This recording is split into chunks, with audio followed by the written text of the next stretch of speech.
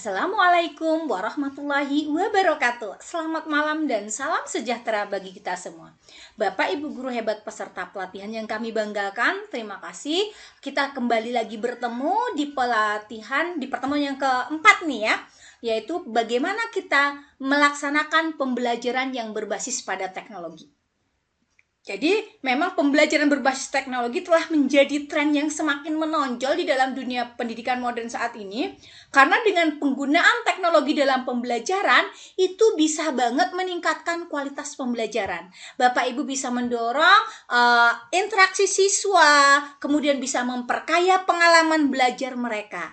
Namun tentunya implementasi pembelajaran berbasis teknologi harus dilakukan dengan strategi yang tepat agar bisa efektif dan juga bisa kita mencapai tujuan yang diharapkan. Ada beberapa hal yang melatar belakangi kenapa kita harus menerapkan pembelajaran berbasis teknologi. Yang pertama bahwa pendidikan itu telah memasuki era digital baru yang mana menuntut kita untuk lebih fleksibel dalam pelaksanaan pembelajaran, lebih interaktif dan memberikan pengalaman belajar yang kaya. Untuk itu, untuk bisa memenuhi semua kebutuhan itu, maka penting bagi kita untuk bisa mengintegrasikan teknologi dalam proses belajar supaya pembelajaran yang kita rancang ini benar-benar bisa membuka potensi mereka dan bisa meningkatkan kualitas pendidikan di masa yang akan datang.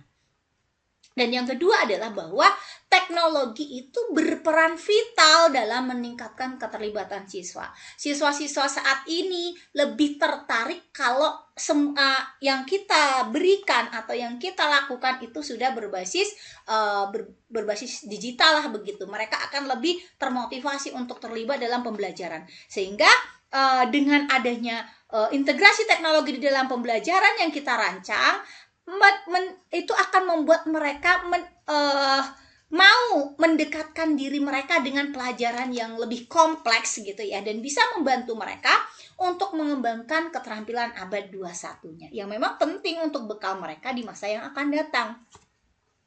Lalu bagaimana kita membangun keterlibatan siswa? Supaya siswa terlibat aktif di dalam pembelajaran, itu kan memang kita punya strategi khusus ya, harus ada strategi khusus. Sekarang ini kita diwajibkan banget untuk bisa melakukan pembelajaran yang berpusat pada siswa. Karena apa? Karena keterlibatan siswa itu merupakan kunci keberhasilan pembelajaran berbasis teknologi. Oleh karena itu, Bapak Ibu harus bisa membuat siswanya merasa aktif, merasa termotivasi, mau terlibat dalam proses pembelajaran itu sendiri. Dan untuk melibatkan mereka di dalam proses pembelajaran itu membutuhkan pendekatan yang kreatif tentunya Bapak Ibu. Kita harus bisa merancang pembelajaran yang benar-benar bisa membangkitkan ketertarikan mereka di dalam pembelajaran. Jadi kita bisa menggunakan teknologi supaya mereka bisa terlibat aktif di dalam pembelajaran, dan dengan penerapan teknologi ini harapannya bisa membangun hubungan yang positif antara guru dan siswa. Jadi memang banyak strategi yang bisa kita gunakan untuk membangun keterlibatan siswa dalam proses pembelajaran, yang mana akan memberikan tawaran-tawaran bagi siswa untuk bisa lebih berkolaborasi dengan teman sekelasnya atau dengan mereka yang pokoknya kita lebih menekankan bagaimana mereka bisa saling berinteraksi, berkolaborasi, dan juga bisa mengakses konten interaktif dan memberikan kesempatan mereka untuk melakukan eksplorasi tentang topik-topik yang sedang mereka pelajari menggunakan teknologi yang mudah digunakan begitu. Dan mereka juga dengan teknologi ini mereka bisa saling memberikan umpan balik yang nantinya akan mengembangkan mereka di dalam pembelajaran seperti itu. Banyak strategi yang bisa kita gunakan untuk memanfaatkan atau pelaksanaan pembelajaran berbasis teknologi. Yang pertama adalah strategi interaksi daring. Jadi kan sekarang kita nggak perlu daring lagi Bu, kita udah tatap muka. Bener, tidak salah yang Bapak Ibu sampaikan. Memang kita sebenarnya wajibnya di pendidikan di sekolah gitu ya, kalau di perguruan tinggi boleh Jadi di dalam sekolah kita wajib yang namanya pembelajaran tatap muka. Namun kapan strategi daring ini bisa kita lakukan? Saat misalnya Bapak Ibu terkendala mengenai waktu. Bapak Ibu bisa gunakan strategi interaksi daring ini untuk bisa mengatasi kendala Bapak Ibu mungkin mengenai waktu pembelajaran dan lain sebagainya. Bagaimana strategi yang bisa kita gunakan? Yang pertama, kita bisa menggunakan diskusi dan tanya jawab untuk masalah-masalah yang mungkin belum tercover atau belum terselesaikan tadi di pertemuan ini. Misal, saya sudah rancang misalnya di dalam saya targetkan 1 bulan ini saya selesai 1 lingkup materi, ternyata sudah hampir habis waktu 1 bulan ternyata belum selesai, maka saya bisa meminta siswa untuk gabung atau kita buat grup misalnya grup WA, kemudian nanti kita bisa berikan strategi di sana, mungkin kita berikan pengayaan atau kita mungkin bisa lakukan Zoom untuk bisa tadi tetap pembelajaran yang tadi bisa kita gunakan. Jadi Bapak Ibu bisa dari rumah, siswanya juga bisa dari rumah dan tidak mengganggu, tapi mereka bisa lebih bisa mengejar ketertinggalan gitu bahasanya. Memang kan kita sekarang tidak lagi mengejar yang namanya kurikulum, tapi kan tetap tujuan pembelajaran kita kan harus selesai setiap fasenya. Nah, maka kadang-kadang kan tetap ya kekurangan waktu itu bisa diatasi dengan daring ini tadi. Daring sendiri bisa yang pertama bisa menggunakan diskusi dan tanya jawab. Jadi kalau diskusi tanya jawab itu bisa menggunakan misalnya grup WA, tapi bisa juga dengan meeting virtual meeting dan seterusnya ya, tergantung Bapak Ibu maunya seperti apa. Atau misalnya diskusi di Google Classroom itu boleh banget gitu ya. Jadi tidaklah mengurangi begitu. Yang penting di dalam strategi daringnya ini bisa Bapak Ibu lakukan dengan diskusi dan tanya jawab. Yang kedua adalah kolaborasi dengan peer learning, di mana kita bisa memfasilitasi kelompok online. Siswa belajar dari satu sama lain, maka kita tawarkan tools untuk kolaborasi untuk meningkatkan interaksi. Misal nih, kita meminta mereka menyelesaikan project. Namanya project kan kadang-kadang untuk mengumpul itu mereka kan sulit, maka kita berikan mereka kemudahan untuk bisa bekerja sama menggunakan tadi misalnya Google Docs, mereka bekerja bareng, atau mungkin mereka akan menggunakan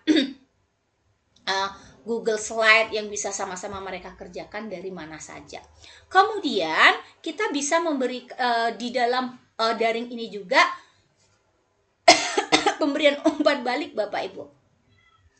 Jadi kita bisa gunakan platform online untuk memberikan penilaian atau umpan balik, baik umpan balik dari kita ke siswa atau umpan balik dari sesama siswa juga bisa banget. Jadi kita misal nih siswa kita memberikan penilaian antar teman gitu ya, kita bisa buat sebuah G-form misalnya, itu bisa banget gitu Bapak Ibu buat gitu ya, untuk bisa saling melihat nanti hasilnya di Google Sheet-nya, nanti bisa kita sama-sama bahwa kita bisa saling bisa mengakses sehingga kita bisa tahu, oh ternyata menurut pandangan si A saya seperti ini dan perlu seperti ini loh yang perlu dikembangkan lagi.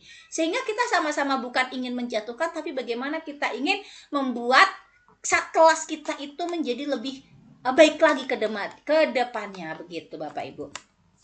Kemudian kita juga bisa memanfaatkan aplikasi pembelajaran untuk tadi yang daring ya. Jadi aplikasi pembelajaran yang tepat itu akan bisa meningkatkan efektivitas dan juga interaksi di dalam kelas. Jadi banyak sekali platform yang bisa Bapak Ibu gunakan, dan juga yang mana setiap platform menawarkan fitur-fitur misalnya seperti kuis interaktif, ada forum diskusi, ada pengelolaan tugas. Dan tinggal Bapak Ibu sekarang pandai-pandai memilih aplikasi yang benar-benar sesuai dengan kebutuhan siswa, sesuai dengan karakteristik sekolah Bapak Ibu ya. Aplikasi yang manapun semuanya baik, tergantung dari Bapak Ibu kesesuaian dengan sekolah Bapak Ibu dan peserta didik Bapak Ibu sendiri. Kemudian penting juga bagi kita untuk melatih siswa menggunakan aplikasi-aplikasi tersebut. Dan jangan lupa Bapak Ibu harus tanamkan bagaimana penggunaan teknologi secara bijak. Kemudian aplikasi pembelajaran itu bisa sangat sekali membantu ya Bapak Ibu guru menyusun dan menyampaikan materi pelajaran. Contohnya di Google Classroom kita sudah bisa dibantu untuk bagaimana kita menyampaikan materi pelajaran. Kemudian kita juga bisa memberikan siswa kemudahan belajar sesuai kecepatan belajar mereka. Misalnya kita sudah sampaikan materi ini dalam bentuk video atau mungkin dalam bentuk cetak misalnya ya, mereka akan mempelajari sesuai waktu mereka. Jadi tidak harus di hari itu, yang penting kita sudah selesai, udah kasih waktunya, ada temponya misalnya seperti itu. Kita gunakan LMS misalnya seperti itu. Kemudian kita juga bisa melacak bagaimana kemajuan belajar siswa. Jadi dari LMS tadi kita tahu, oh ini anak udah buka yang materi ini loh, ini anak yang materi ini si A nih belum buka nih loh. Tugasnya juga begitu, kita bisa ngecek siapa yang sudah kirim tugas di pertemuan 1, siapa yang belum, kita bisa memantaunya dari sana seperti itu Bapak Ibu. Jadi dengan pemanfaatan aplikasi pembelajaran, harapannya pembelajaran yang ada di kelas Bapak Ibu itu menjadi lebih dinamis dan menyenangkan. Bukan berarti kita akan menghapuskan kelas tatap muka, tapi bagaimana kelas online ini kita modifikasi supaya lebih maksimal lagi nantinya, begitu ya. Kemudian langkah untuk bisa menerapkan pembelajaran aktif untuk meningkatkan pemahaman dan keterlibatan siswa dalam lingkungan digital, ada beberapa aspek yang harus Bapak Ibu lakukan dalam merancangnya. Yang pertama adalah Bapak Ibu bisa melakukan yang namanya pembelajaran berbasis proyek, di mana di dalam pembelajaran berbasis proyek ini kan memang kita minta siswa untuk bekerja sama dalam tim menyelesaikan proyek yang menantang. Atau Bapak Ibu bisa gunakan diskusi daring ya, diskusi daring yang misalnya menggunakan tadi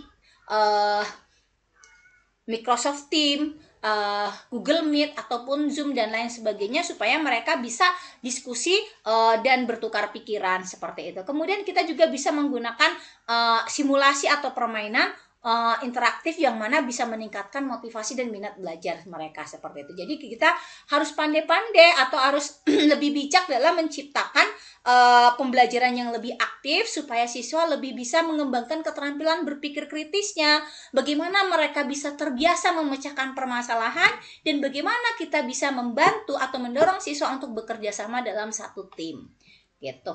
Kemudian tentunya ada banyak kendala ya dalam melakukan pembelajaran daring, maka ada beberapa cara untuk mengatasinya. Yang pertama itu pasti kendalanya adalah koneksi internet. Jadi untuk koneksi internet yang tidak stabil, Bapak Ibu bisa memberikan alternatif koneksi. Misalnya kita unduh dulu materinya di daerah yang mudah dijangkau, atau misalnya kalau tadi di Google Classroom itu kan materi itu bisa di-download terlebih dahulu di waktu mereka mencari tempat yang misalnya di kafe atau di mana dulu, atau di sekolah yang punya jaringan gantian atau bagaimana. Itu bisa banget Bapak Ibu atasilah seperti itu. Tapi kecuali kalau yang, makanya penggunaan platform itu juga kita pilih sesuai dengan kondisinya kita. Kemudian untuk perangkat ya, kita harus bisa memastikan bahwa semua siswa memiliki perangkat yang memadai, seperti misalnya komputer, laptop, atau minimal Android lah begitu, kalaupun tidak ada tablet. Jadi kita bisa membantu secara teknis bagi siswa yang mungkin mengalami kendala di perangkatnya. Misalnya kita bisa lakukan itu misalnya dalam kelompok yang pembelajaran di kelompok di satu perangkat, satu kelompok satu perangkat, misalnya untuk yang ini ya, untuk lebih begitu. Kalau misalnya itu masih terkendala di perangkatnya. Kemudian di aplikasi, kita harus bisa memastikan bahwa aplikasi pembelajaran yang kita gunakan itu mudah diakses dan mudah dipahami siswa. Kalau misalnya kita mau pilih yang canggih tapi siswanya nggak mampu, nggak terbiasa menggunakannya, itu juga sulit dipahami. Maka kita harus bisa pilih aplikasi atau fitur atau platform yang memang benar-benar bisa dimanfaatkan oleh yang biasa digunakan oleh siswa dan mudah dipahami. Kemudian kita harus juga bisa sediakan panduan dan tutorialnya bagaimana mengoperasikan aplikasi tersebut. Seperti kadang penggunaan LMS, di awal-awal siswa mungkin kurang paham, maka kita berikan panduan, atau Google Classroom-nya seperti apa. Itu boleh banget ya Bapak Ibu. Kemudian Kemudian ada kemampuan teknis. Tidak semua siswa memiliki kemampuan teknis dalam penggunaan Android. Kita memang menyampaikan bahwa anak-anak akan lebih tertarik jika pembelajaran berbasis digital, tapi tidak semua anak bisa seperti mengoperasikan itu, karena mungkin di rumahnya mereka juga tidak memiliki, atau ada yang mungkin memiliki tapi jarang digunakan untuk hal-hal tersebut. Maka kita harus berikan dukungan teknis untuk siswa-siswa yang kesulitan, seperti misalnya kita sediakan alternatif metode pembelajaran yang mungkin siswa itu belum memahami teknisnya seperti apa gitu ya. Tadi ya, kemudian kita harus bisa membuat siswa itu fokus dan aktif dalam proses belajar, karena memang dalam pembelajaran berbasis digital nanti siswa yang sering kita sampaikan bahwa yang sering kita temui di lapangan bahwa adalah banyak teman-teman guru yang curhat bahwa anak-anak banyak menggunakan Android-nya ini untuk sesuatu yang lebih mudarat. Kemarin ada juga ibu kepala sekolah kalau nggak salah cerita bahwa ternyata dengan memberikan izin penggunaan Android, membawa Android ke sekolah, malah jadi banyak permasalahan yang berkaitan dengan itu. Maka ya itu tadi, kita harus bisa pertama mengajarkan kepada siswa bagaimana menggunakan teknologi secara bijak. Jadi kita harus bisa, setelah kita gunakan membantu mereka untuk menggunakan teknologi secara bijak, kita harus bisa supaya peserta didik itu tidak lagi yang lain-lain, tapi mereka fokus untuk belajar menggunakan gadget mereka itu untuk kegiatan belajar. Jadi kita harus jaga fokus mereka tentunya ya, supaya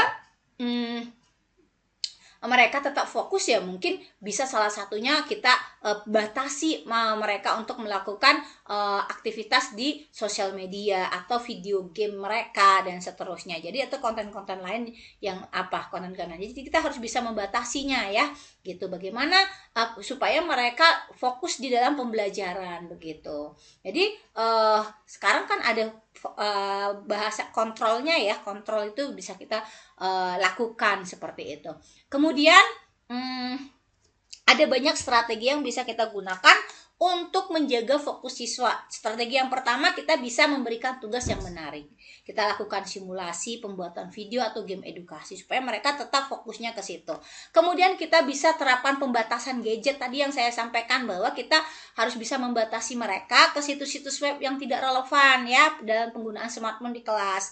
Misalnya bagaimana kita membatasi mereka tidak mengakses sosial media di saat pelaksanaan pembelajaran begitu. Kemudian kita juga harus bisa menggunakan metode pembelajaran yang aktif, di mana diskusi online, presentasi online, dan juga bisa kita lakukan adalah proyek kelompok. Kemudian di dalam pembelajaran ini ya berbasis teknologi, kita bisa memberikan umpan balik dan penilaian, di mana umpan balik yang kita berikan dengan mengintegrasikan teknologi dalam pembelajaran adalah umpan balik yang real time. Artinya saat di situ kita maka kita bisa memberikan tanggapan dengan cepat dan bentuknya konstruktif kepada siswa kita. Jadi dengan adanya umpan balik yang real time ini, siswa itu akan memahami materi pelajaran itu menjadi lebih baik lagi dan menghindari kesalahan yang berulang. Jadi kalau misalnya sekarang mengerjakan, besok baru dikasih tahu perbaikannya atau dikasih tahu umpan baliknya, kan nggak real time, jadi mereka bisa jadi udah nggak nyambung isi kepalanya dan entah kemana begitu. Kemudian penilaian berbasis kinerja. Itu juga bisa banget Bapak Ibu lakukan untuk menilai pemahaman siswa tentang konsep maupun keterampilan yang sedang kita ajarkan begitu. Jadi misalnya menggunakan presentasi, proyek, atau tugas yang menuntut mereka menerapkan pengetahuannya secara praktis. Kemudian kita juga bisa melakukan evaluasi, penilaian untuk evaluasi diri ya, gitu maksudnya. Jadi mereka akan mengevaluasi diri mereka, merenungkan pembelajaran yang sudah mereka alami, ya, dan mereka akan mengidentifikasi area-area yang mungkin menurut mereka sendiri itu perlu diperbaiki. Dan Bapak Ibu harus bisa menyediakan instrumen yang nantinya membantu siswa untuk melakukan evaluasi diri secara efektif. Setidaknya Bapak Ibu pandu mereka untuk melakukan evaluasi diri ini.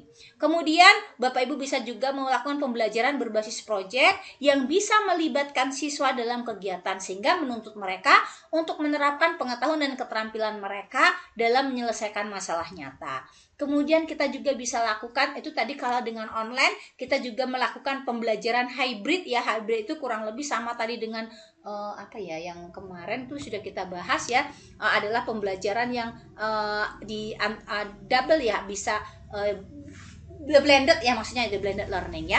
Jadi hybrid itu menggabungkan pembelajaran tatap muka dan pembelajaran daring. Jadi metode ini lebih fleksibel bagi siswa dalam belajar, sehingga siswa bisa memilih cara belajar yang paling sesuai dengan kebutuhan mereka. Kelebihan hybrid, jadi kita bisa menawarkan beberapa keuntungan. Siswa bisa menikmati interaksi langsung dengan guru, dengan teman sekelasnya, serta bisa mengakses ke berbagai sumber belajar. Kemudian kalau implementasinya, kita bisa terapkan dengan berbagai cara. Misalnya Bapak Ibu bisa menggunakan platform pembelajaran daring untuk memberikan materi, tugas maupun kuis, dan siswa bisa mengakses materinya secara berkolaborasi dengan daring di luar kelas. Gitu ya, misalnya kita menggunakan Google Classroom, tapi jadwal itu tidak harus di dalam kelas gitu. Kemudian contoh pembelajaran hybrid, kuliah di kelas dan pemberian project ya, bisa dilakukan dengan daring. Sudah kita berikan materi di dalam kelas, kemudian nanti dilanjutkan dengan daring, dilakukan dengan tugas project dia secara daring gitu maksudnya. Oke. Bagaimana pengelolaan waktu pembelajaran? Jadi dengan adanya pembelajaran hybrid itu kita bisa mengelola waktu pembelajaran lebih fleksibel. Kenapa? Karena dengan adanya pembelajaran yang hybrid atau pemanfaatan teknologi di dalam pembelajaran ini, kita bisa memungkinkan jadwal yang lebih fleksibel ya. Siswa bisa belajar dari kapan saja dan di mana kapan saja dan di mana saja, dan Bapak Ibu bisa mengatur waktunya sesuai kebutuhan. Ya, kalau misalnya untuk tugas latihan gitu, bisa kita kasih waktunya seminggu luang. Tapi kalau misalnya itu adalah sebuah asesmen yang kita memang butuhkan itu dikerjakan bersamaan, supaya tidak saling contek-contekan, itu bisa kita batasi waktunya. Mulai start jam sekian dan ditutup jam sekian, itu bisa banget. Kemudian dengan pemanfaatan waktu yang lebih efektif kalau kita gunakan pemanfaatan teknologi dalam pembelajaran. Kalau tadi misalnya kita masih banyak ngeluh masalah kekurangan waktu, maka dengan adanya pembelajaran berbasis teknologi ini, kekurangan waktu yang tadi misalnya ada beberapa tujuan pembelajaran yang belum terselesaikan, kita bisa selesaikan menggunakan misalnya tadi platform digital, atau dengan menggunakan Google Classroom, atau menggunakan virtual meeting yang bisa Bapak Ibu kombinasikan dengan pembelajaran tatap muka Bapak Ibu. Kemudian juga bisa meningkatkan produktivitas Bapak Ibu, karena dengan pengelolaan waktu yang efektif itu tentunya meningkat produktivitas pembelajarannya. Artinya bahwa kualitas pembelajaran itu akan semakin baik. Yang tadinya mungkin kalau kita dengan metode yang tradisional, kita mungkin dari 10 tujuan mata pelajaran hanya tersampaikan misalnya 7, tapi dengan adanya ini bisa semuanya kita pelajari ke 10 tujuan pembelajarannya itu. Kemudian seperti apa sih aktivitas kolaborasi daring? Jadi untuk aktivitas kolaborasi daring itu memang merupakan elemen penting dalam pembelajaran berbasis teknologi. Jadi siswa bisa berkolaborasi secara efektif melalui platform daring seperti tadi saya bilang, Google Doc, Google Slide, dan juga Paddle.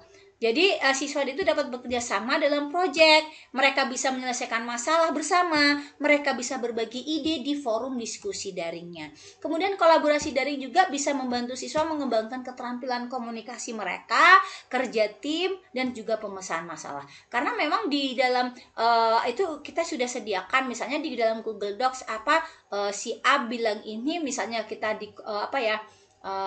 jawaban mereka nanti misalnya akan ditanggapi oleh teman, juga bisa memberikan yang namanya catatan seperti itu gitu. Oke, baik Bapak Ibu, ini ada monetisasi dan keberlanjutan. Jadi ada pemanfaatan teknologi pembelajaran bisa banget memicu inovasi baru dalam monetisasi. Jadi platform pembelajaran daring bisa dikembangkan menjadi platform berbayar dan dengan fitur premium. Kemudian kita bisa melakukan kontribusi sosial dengan pembelajaran berbasis teknologi. Kita bisa meningkatkan akses pendidikan di daerah terpencil ya Bapak Ibu. Kita bisa membuat peluang bagi individu atau lembaga untuk berinvestasi di dunia pendidikan. Kemudian bisa kita mengembangkan kompetensi untuk menjaga keberlanjutan pembelajaran berbasis teknologi. Kita perlu mengembangkan kompetensi guru dan keterampilan tenaga kependidikan. Kemudian perlu adanya evaluasi dan refleksi secara berkala supaya bisa memastikan bahwa pembelajaran berbasis teknologi yang kita gagal gagas itu berjalan dengan baik dan sesuai dengan kebutuhan dan perkembangan siswa.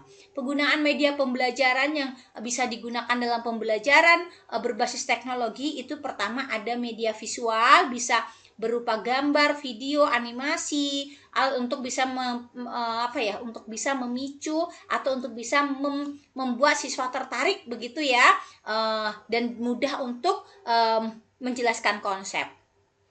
Kemudian ada media yang bentuknya audio dan video, yaitu juga memungkinkan siswa untuk belajar dari sumber yang autentik seperti pidato inspiratif, simulasi eksperimen, dan lain-lain. Kemudian pembelajaran interaktif juga bisa dilakukan dengan menggunakan platform pembelajaran digital seperti quizzes interaktif dan simulasi yang nantinya akan mendorong partisipasi aktif dan memungkinkan siswa untuk saling belajar dengan kecepatan mereka masing-masing.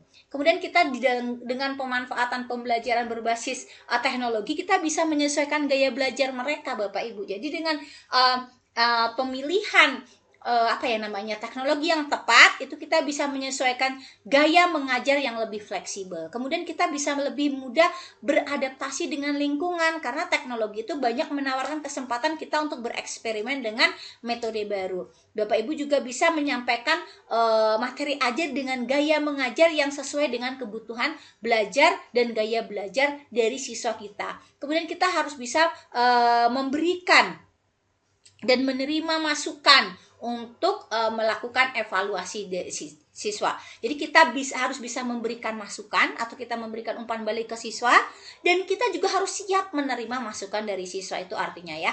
Kemudian kita harus bisa kolaborasi dengan siswa, di mana kita harus bisa menjalin hubungan yang kolaboratif dengan siswa yang nantinya bisa membuat guru untuk bisa memahami perspektif siswa, dan siswa juga lebih mudah menerima kita, dan kita bisa membantu mereka menyelesaikan tantangan-tantangan mereka. Seperti itu ya Bapak Ibu. Kemudian bagaimana pengembangan kompetensi guru, karena memang masih banyak kendala yang dia alami dalam pelaksanaan pembelajaran berbasis teknologi ini dari sisi pemahaman guru. Maka penting untuk kita melakukan pengetahuan ya, untuk lebih memahami seperti apa sih teknologi apa saja yang harus dipelajari dan bermanfaat bagi pendidikan, dan bagaimana pemanfaatan teknologi itu secara lebih bijak. Karena masih banyak juga di antara kita yang menganggap bahwa teknologi itu masih banyak mudaratnya, seperti itu. Kemudian yang kedua adalah bagaimana pengembangan kompetensi guru terkait tentang keterampilan teknis. Kita harus bisa memahami ya secara teknis bagaimana cara menggunakan platform dan juga aplikasi digital, supaya kita bisa lebih maksimal menggunakan aplikasi-aplikasi tersebut untuk menunjang pembelajaran berbasis teknologi yang kita garap, seperti itu. Kemudian kita bisa melakukan pengembangan kurikulum ya. Di situ kita juga harus bisa membuat pelatihan yang di mana guru harus mampu mengintegrasikan teknologi ke dalam kurikulumnya. Kita bisa membantu mereka dengan pelatihan itu, bisa membantu mereka bagaimana menyusun model pembelajaran atau model pembelajaran, media pembelajaran, serta misalnya strategi apa yang sesuai untuk mengintegrasikan pembelajaran yang berbasis teknologi. Kemudian penting juga melakukan pedagogi digital, di mana kita harus bisa memahami strategi-strategi pembelajaran yang berbasis digital. Seperti itu ya Bapak Ibu. Kemudian manfaat teknologi dalam pembelajaran, yang pertama, dengan teknologi kita bisa memungkinkan siswa mengakses berbagai materi pelajaran kapanpun dan dimanapun. Kemudian dengan adanya teknologi itu kita menyediakan berbagai metode pembelajaran yang menarik dan juga interaktif, jadi kita bisa mengadopsinya. Kemudian yang ketiga adalah meningkatkan interaksi antara siswa dan guru dan antar siswa dengan siswa. Itu manfaat dari adanya teknologi dalam pembelajaran. Yang terakhir, manfaatnya adalah mampu meningkatkan efisiensi pembelajaran dan mengurangi waktu belajar. Banyak tantangan dan peluang ke depan. Yang pertama, bahwa pembelajaran berbasis teknologi itu memang perlu masih terus berkembang ya, dengan banyak tantangan utamanya, antara lain adalah bagaimana kita menjaga relevansi dan kesesuaian teknologi yang sedang kita terapkan dengan kebutuhan pendidikan. Jadi teknologi terus berkembang, terus bermunculan, dan Bapak Ibu harus beradaptasi dan meningkatkan keterampilan digital kita. Jangan pernah kita ngerasa teknologi itu akan menggantikan kita, tapi bagaimana kita bisa membuat teknologi itu sebagai transformasi. Kemudian yang selanjutnya adalah bagaimana kita meningkatkan akses terhadap teknologi dan sumber belajar digital untuk semua siswa. Kita bisa memberikan atau menyediakan perangkat, internet, dan juga pelatihan yang memadai supaya pemanfaatan teknologi, pelaksanaan pembelajaran yang berbasis teknologi itu betul-betul terlaksana dengan baik. Kemudian nanti juga dengan adanya teknologi ini akan memungkinkan personalisasi pembelajaran. Artinya pembelajaran itu lebih disesuaikan kepada siswa. Untuk melakukan diferensiasi pembelajaran itu akan lebih mudah dengan mengintegrasikan teknologi dalam pembelajaran. Siswa akan memiliki kebutuhan dan gaya belajar yang berbeda yang kita bisa sesuaikan teknologi yang kita gunakan sesuai kebutuhan mereka. Kemudian, pembelajaran berbasis teknologi telah terbukti memiliki potensi yang besar dalam meningkatkan kualitas pendidikan, tapi masih banyak keberhasilan yang masih tergantung pada perencanaan yang matang dan implementasi yang tepat. Oleh karena itu, Bapak Ibu harus bisa mengembangkan strategi pembelajaran berbasis teknologi yang benar-benar sesuai dengan kebutuhan. Rancang secara cermat, karena memang terkadang di perencanaan yang kurang matang yang menghasilkan hasil yang kurang maksimal seperti itu. Untuk supaya lebih maksimal, maka buatlah rencana yang matang dan implementasi yang tepat supaya bisa pembelajaran yang kita rancang benar-benar sesuai dengan kebutuhan siswa, sesuai dengan kondisi sekolah, dan bisa mengoptimalkan teknologi yang ada. Dan akhirnya peserta didik bisa terlibat aktif dalam pembelajaran dan nantinya juga akan meningkatkan kualitas pembelajaran yang ada di satuan pendidikan kita. Baik Bapak Ibu, itu saja yang bisa saya sampaikan pada kesempatan malam hari ini. Terima kasih. Saya akhiri, wabillahi taufik wal hidayah. Assalamualaikum warahmatullahi wabarakatuh.